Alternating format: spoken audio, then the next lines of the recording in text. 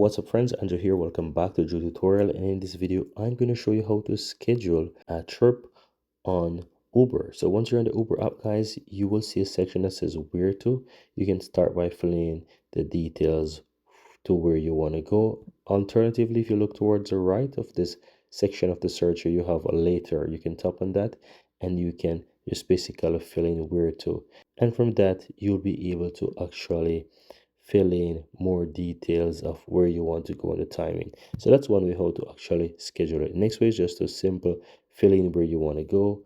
And once you do that, if you look towards the lower right hand side where you have the choose the, for example, UberX, you'll have this little timer here. So this icon to the right, if you click on it, it's going to pops up and give you the option to choose a pickup at or a drop off by, and you can change the time to whatever you want. So I can put that to the 18th. I can set the time to whatever I want, AM or PM. It's really up to you what you want. Clicking OK and just go ahead and proceed with next and proceed and confirm it. But that's how you can schedule a pickup or drop off, guys, on your Uber app. It's very easy and very simple.